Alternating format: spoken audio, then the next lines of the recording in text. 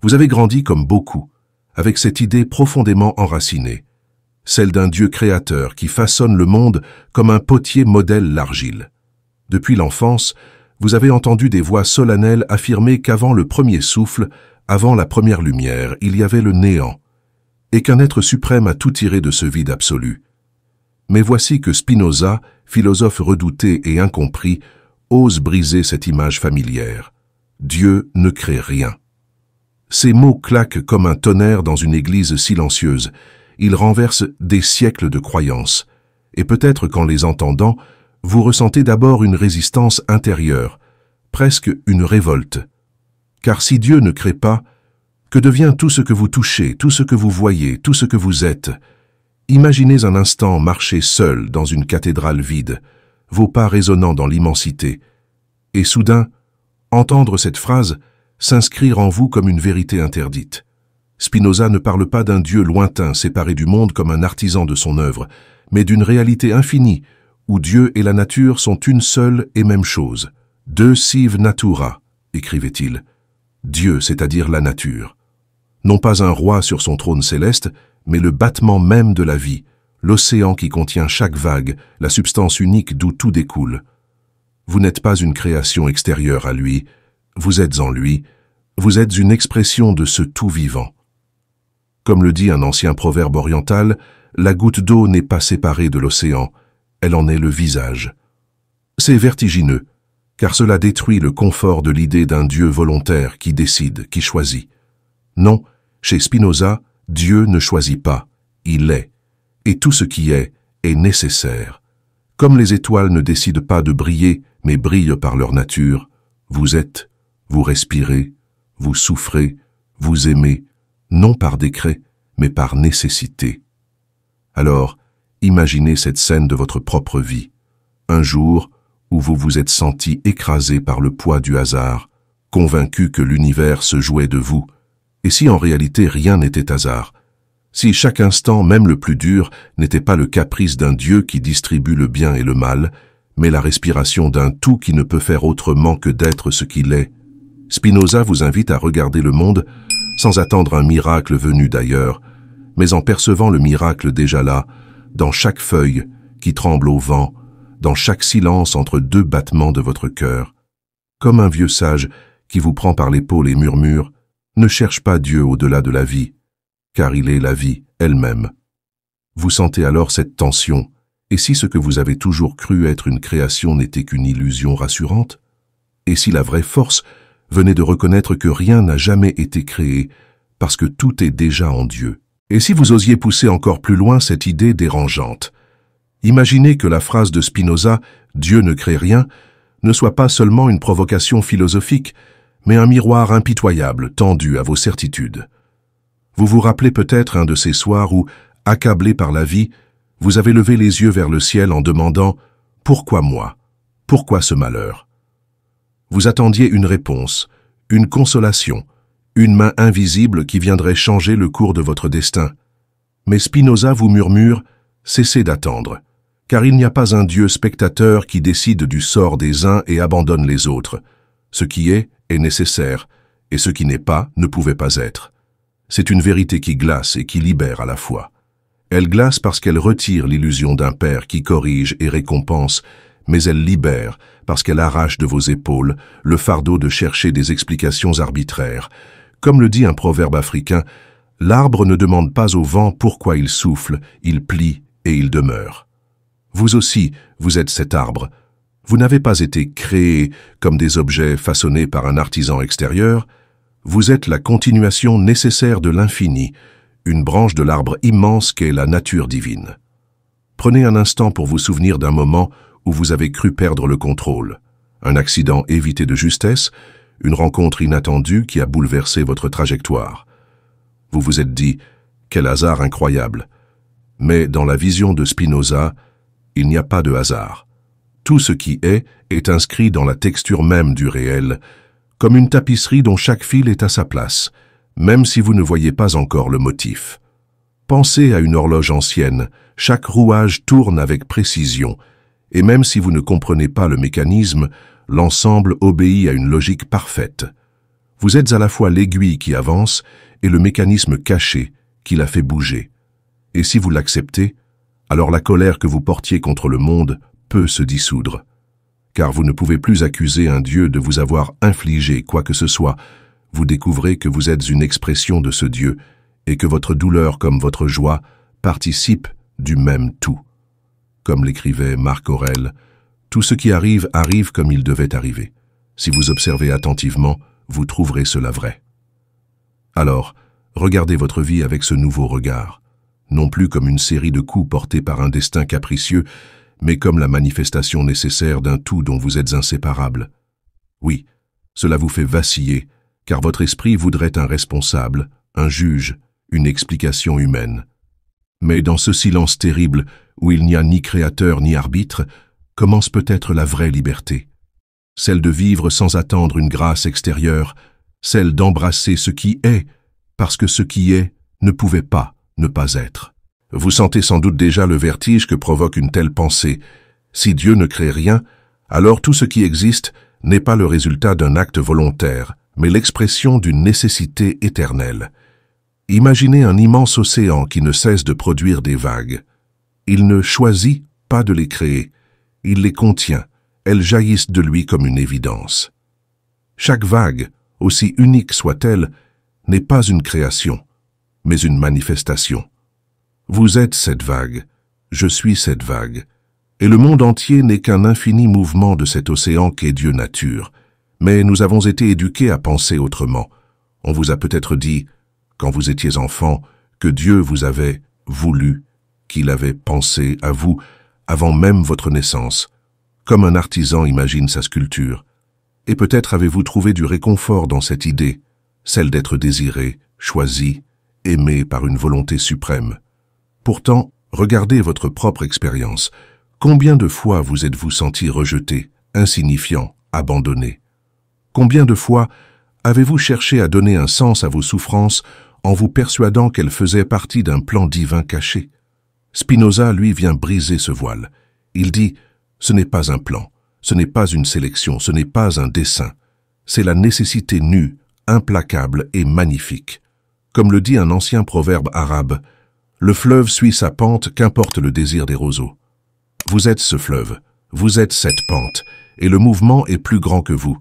C'est une idée qui peut heurter l'ego, car nous aimons croire que tout a été créé pour nous, que l'univers a une intention particulière pour notre petite histoire. Mais regardez la nuit étoilée, des milliards de soleils brûlent, indifférents à nos prières. Et pourtant, c'est dans cette indifférence que se cache la plus grande beauté. Si Dieu ne crée rien, alors il n'y a pas un avant et un après. Il n'y a pas un instant où le monde a commencé. Le monde est éternel, comme une respiration sans début ni fin, et nous sommes des éclats de cette éternité. Imaginez une flamme qui danse. Chaque étincelle qui jaillit et s'éteint n'est pas créée séparément. Elle est le mouvement même du feu. Vous êtes cette étincelle, non pas isolée, mais liée à la flamme infinie. Et peut-être que dans vos propres souvenirs, il y a eu un moment où vous avez perçu cette unité sans même mettre de mots dessus. Un soir calme, où le vent caressait votre visage, et où vous avez senti, l'espace d'un instant, que vous faisiez partie de quelque chose d'immense. Ce n'était pas une création extérieure à vous, c'était l'infini en vous. Comme le dit Spinoza lui-même, tout ce qui est en Dieu, et rien ne peut être ni être conçu sans Dieu. Alors comprenez, vous n'êtes pas une créature séparée, vous êtes une expression nécessaire de l'infini. Et si vous l'acceptez, la peur de n'être rien peut se transformer en la révélation d'être tout. Et pourtant, je le sais, une partie de vous résiste. Parce qu'accepter que Dieu ne crée rien, c'est renoncer à une idée qui nous a bercés depuis l'enfance, celle d'un père attentif, d'un architecte qui aurait soigneusement tracé notre chemin. Cette résistance est naturelle. Elle est la voix de l'ego, ce besoin de croire que nous sommes au centre de tout. Vous l'avez sûrement ressenti, ce vertige, ce refus de lâcher la croyance que vos épreuves sont voulues, qu'elles ont été posées là comme des tests, comme si l'univers vous observait dans une grande pièce d'examen. Mais Spinoza vous arrache ce décor rassurant. Il vous dit « Personne ne vous observe ». Et c'est peut-être là que commence la vraie maturité spirituelle. Imaginez une nuit d'hiver seul, face au vent glacial. Vous vous tenez droit, sans refuge, sans bras invisibles pour vous protéger. Le monde ne vous veut pas, il ne vous teste pas. Le monde est. Et dans ce froid brutal, vous découvrez une force nouvelle, celle de marcher malgré tout, celle de continuer sans attendre une récompense. Comme dit un proverbe russe, ne demande pas au vent de faiblir, demande-toi plutôt de devenir plus fort. Voilà le cœur de l'enseignement spinoziste. Ce n'est plus un Dieu qui distribue le bien et le mal, ce n'est plus une main qui trace pour vous une trajectoire cachée. C'est une nécessité brute, une mécanique infinie, et vous êtes une partie vivante de cette mécanique. Regardez vos propres souvenirs. Rappelez-vous le jour où vous avez perdu quelqu'un que vous aimiez. Vous avez peut-être crié contre le ciel « Pourquoi ?» Et aucun éclair n'est descendu, aucun signe n'a répondu. Mais si vous relisez ce moment avec les yeux de Spinoza, vous comprenez qu'il n'y a pas de pourquoi, seulement le fait que tout ce qui existe découle d'une nécessité éternelle. Votre douleur n'est pas un châtiment, elle est une onde dans l'océan infini. Cela peut sembler cruel, mais c'est peut-être le début de la sagesse. Car en renonçant à l'illusion d'un Dieu créateur qui choisit, vous cessez d'attendre un sens imposé de l'extérieur et vous commencez à bâtir le vôtre. Vous cessez de supplier pour un miracle et vous devenez vous-même ce miracle. Vous cessez de craindre la solitude et vous découvrez que vous ne l'avez jamais été, car vous êtes inséparablement tissés à l'étoffe de l'infini. Comme une étoile qui brille sans se demander si elle est observée, vous pouvez apprendre à exister pleinement, sans témoin, sans arbitre. Et peut-être est-ce cela la véritable liberté, vivre non pas comme une créature qui attend des ordres, mais comme une expression consciente de l'éternité. Et si cette vision bouleversante de Spinoza prenait tout son sens au moment où nous pensons à la mort? Car c'est bien là que l'idée d'un Dieu créateur se dresse avec le plus de force. Nous voulons croire que nous avons été façonnés un jour précis, et qu'à notre dernier souffle, ce même Dieu nous reprend auprès de lui, comme un potier brise sa jarre pour en sauver l'essence. Mais si Dieu ne crée rien, que devient alors ce moment terrible où la vie s'éteint? Spinoza vous répond. Rien ne retourne à un extérieur parce qu'il n'y a jamais eu d'extérieur. Tout ce qui est a toujours été en Dieu et tout y demeure. Imaginez une bougie qui se consume. La flamme s'éteint, mais la chaleur et la fumée rejoignent l'air ambiant. Rien n'est perdu, tout change seulement de forme. Votre esprit, votre souffle, vos pensées elles-mêmes ne s'en vont pas vers un ailleurs lointain. Elles se résorbent dans la trame infinie dont elles n'ont jamais été séparées. Vous vous rappelez peut-être avoir déjà veillé un mourant. Vous avez vu ses yeux se voiler, son souffle se briser. Vous avez ressenti ce silence lourd, comme si l'univers s'était arrêté autour de vous. Et peut-être avez-vous eu l'impression que quelque chose quittait la pièce. Mais selon Spinoza, ce n'était pas une âme s'envolant vers un ciel. C'était une partie de l'infini qui reprenait son cours naturel. Comme l'écrit un poète persan, la goutte retourne à la mer, mais la mer ne l'avait jamais quittée. En vérité, vous n'êtes jamais détaché du tout, même lorsque votre corps se défait. La peur de la mort naît de l'illusion que nous avons été créés, puis que nous serions détruits. Mais si vous comprenez que vous n'avez jamais été créé, vous comprenez aussi que vous ne pouvez jamais être détruit. Votre existence est une expression temporaire de l'infini, une mélodie jouée un instant par l'orchestre éternel. Quand la note cesse, l'orchestre continue. Votre mort n'est pas une rupture, c'est une transformation. Et si vous regardez bien, vous avez déjà expérimenté cela à petite échelle, dans vos nuits de sommeil profond, où votre conscience disparaît pour renaître au matin, dans vos larmes qui tombent et s'évaporent, devenant vapeur dans l'air, dans les souvenirs de vos proches disparus, qui continuent à vivre en vous comme des échos invisibles. Rien n'est perdu, rien n'est exilé. Comme le dit Spinoza, l'esprit humain est une partie de l'infini de Dieu. Alors, n'imaginez pas votre fin comme une chute dans le néant, mais comme un retour silencieux dans la vastitude de l'être. Et peut-être qu'en méditant cela, la peur qui vous serre se desserre, remplacée par une gravité paisible. Vous êtes éternellement en Dieu et vous ne l'avez jamais quitté. Mais comprenez bien ceci, si vous acceptez que Dieu ne crée rien, alors votre rapport à la vie entière change, de la racine jusqu'au plus petit geste quotidien. Ce n'est pas une théorie abstraite, ce n'est pas une philosophie pour les bibliothèques poussiéreuses.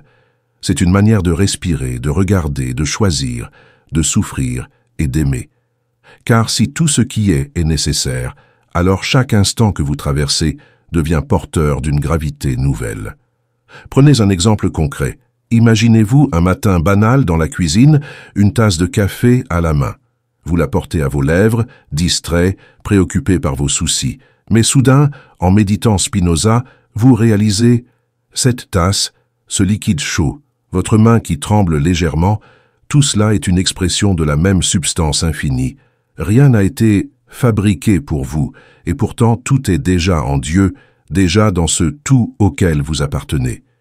Alors même ce geste banal devient sacré. C'est là que se trouve la libération, dans l'ordinaire, dans l'instant. Comme dit un proverbe japonais, le miracle n'est pas de marcher sur l'eau, mais de marcher sur la terre. Et si vous transposez cette vision dans vos épreuves, vous découvrez une force insoupçonnée. Rappelez-vous une dispute douloureuse, une trahison peut-être, un moment où vous avez senti votre cœur se briser. Sur le moment, vous avez accusé le sort, vous avez peut-être pensé « Pourquoi cela m'arrive-t-il » Mais avec Spinoza, vous comprenez qu'il n'y a pas de pourquoi en ce sens. Ce qui est arrivé ne pouvait pas ne pas arriver. La blessure, si injuste qu'elle semble, fait partie du tissu nécessaire du réel. Vous pouvez continuer à hurler contre ce tissu, à vous cogner contre lui, ou bien vous pouvez commencer à l'habiter.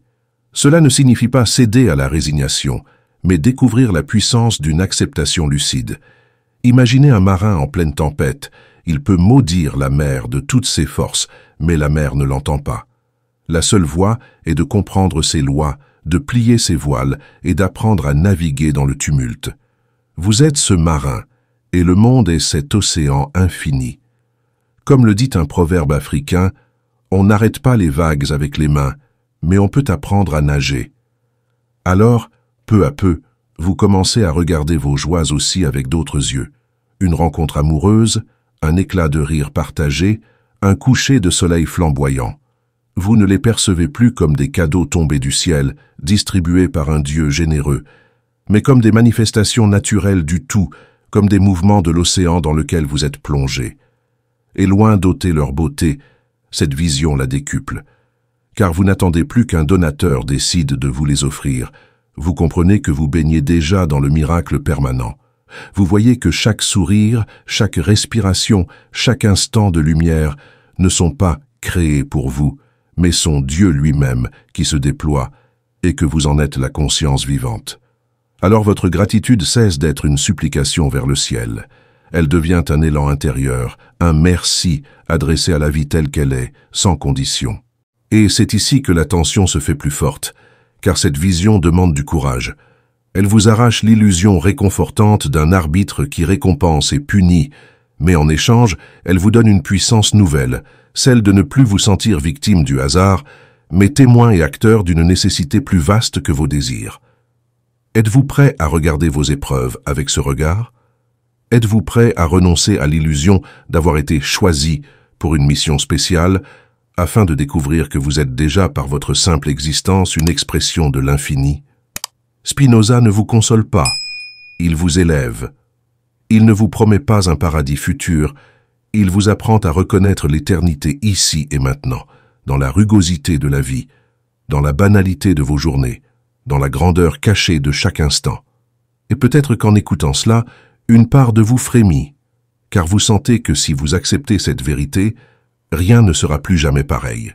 Et maintenant, imaginez ce que signifie véritablement être libre dans ce monde où Dieu ne crée rien. Car la plupart d'entre nous confondent encore liberté et volonté arbitraire. Nous croyons être libres lorsque nous pouvons choisir entre ceci ou cela, lorsque nous semblons influer sur le cours des événements. Mais Spinoza vous montre une toute autre vérité. La véritable liberté n'est pas d'échapper au destin, elle est de comprendre le destin et de l'embrasser, de devenir conscient de la nécessité de l'infini et de ne plus lutter contre elle. Vous avez déjà ressenti cette oppression, n'est-ce pas? Cette sensation sourde que tout vous échappe, que vos désirs vous trahissent, que votre colère, votre peur, vos passions sont des chaînes invisibles qui vous lient à des forces que vous ne comprenez pas. C'est l'esclavage humain. Mais lorsque vous percevez que tout est une manifestation nécessaire de l'infini, que chaque émotion, chaque événement, chaque rencontre découle de la même substance divine, alors quelque chose se dénoue en vous. Vous devenez comme un danseur qui comprend la musique avant même qu'elle ne commence, capable de suivre le rythme sans résistance, conscient de chaque mouvement et pourtant libre dans sa fluidité. Comme le dit un proverbe indien, celui qui connaît le courant ne se noie jamais. Vous commencez à voir vos passions non plus comme des ennemis à fuir, mais comme des manifestations naturelles qui, comprises et intégrées, deviennent des instruments de votre libération. Imaginez une colère intense monter en vous face à une injustice. Hier, vous auriez pu vous laisser submerger, enchaîné à cette émotion croyant que vous la subissiez. Aujourd'hui, vous réalisez qu'elle est une partie nécessaire du tout, que vous êtes en elle et qu'elle est en vous, et soudain, vous pouvez l'utiliser pour agir avec conscience, pour transformer plutôt que pour détruire. Vous n'êtes plus l'objet passif de vos émotions, mais le témoin lucide qui participe à leur flux, sans illusion de contrôle absolu, sans arrogance ni soumission. Cette tension, cette conscience aiguë de la nécessité et de la liberté simultanée est à la fois effrayante et exaltante. Effrayante parce qu'elle détruit vos vieilles certitudes, exaltante parce qu'elle vous ouvre à une autonomie profonde, à une joie qui n'attend rien d'extérieur pour se manifester. Vous comprenez que la liberté n'est pas un droit que l'on reçoit, mais une compréhension que l'on conquiert. Voir le monde tel qu'il est, sentir chaque instant comme nécessaire et agir en harmonie avec ce tout incommensurable. Vous êtes alors pleinement vivant, pleinement vous-même, et paradoxalement, plus proche que jamais de cette idée de divin que l'on croyait autrefois séparée de vous. Comme le dit Spinoza, l'homme libre est celui qui vit selon la raison seule, en comprenant la nécessité des choses. C'est une liberté qui brûle, qui exige courage et lucidité, mais qui, une fois embrassée, transforme toute votre existence. Alors, que reste-t-il après avoir suivi Spinoza jusque dans l'abîme de sa pensée? Que reste-t-il lorsque vous comprenez que Dieu ne crée rien, que tout ce que vous êtes et que tout ce que vous touchez est déjà en Dieu, déjà dans l'infini, et que rien n'a jamais été façonné pour vous ou contre vous? Il reste une clarté étrange, une lumière froide et puissante qui transperce toutes les illusions. Vous ressentez cette force dans vos veines, ce mélange de peur et d'exaltation, cette conscience que la vie n'a jamais été un cadeau conditionnel, mais une évidence inéluctable. Imaginez marcher au sommet d'une montagne après une tempête nocturne. Les nuages se dispersent, le vent est encore brutal, les roches sont glissantes, mais la vue est infinie. Vous êtes là, seul avec la nature, mais vous sentez une présence silencieuse, omniprésente, qui n'a jamais commencé ni ne finira. C'est cela, la compréhension de Spinoza. Et dans cette immensité, vous sentez votre cœur se desserrer, vos peurs perdre de leur pouvoir, vos désirs s'ordonner. Vous comprenez que la vraie sagesse n'est pas d'espérer un salut extérieur, mais de se reconnaître en chaque battement de l'univers. Comme le dit un proverbe persan, l'eau qui dort reflète le ciel, mais l'eau qui coule vit le ciel. Vous êtes cette eau qui coule, non pas isolée, non pas créée, mais inséparable du tout, et votre vie devient une danse consciente avec cette éternité. Et c'est ici que l'attention se mue en joie. Comprendre que rien n'est créé, c'est comprendre que tout est déjà là, que tout a toujours été, et que vous êtes invité à vivre pleinement chaque instant, non par peur, non par espoir, mais par simple conscience de votre place dans l'infini. Alors, lorsque vous vous sentirez à nouveau accablé par le poids du monde, ou lorsque la peur de l'avenir viendra vous serrer la gorge, souvenez-vous de cette vision radicale. Vous n'êtes jamais séparé de Dieu nature, et tout ce que vous traversez fait partie de cette nécessité sublime. Et si ce voyage à travers l'infini a éveillé votre esprit, il y a une autre vidéo sur notre chaîne qui vous conduira encore plus loin dans la compréhension des forces invisibles qui régissent nos vies, pour que vous puissiez non seulement voir le monde avec lucidité, mais l'habiter pleinement, avec puissance et paix. Car le chemin de la sagesse ne s'arrête jamais. Il vous appelle à continuer, à explorer et à devenir conscient que l'univers n'a jamais été autre chose que vous et vous n'avez jamais été autre chose que l'univers.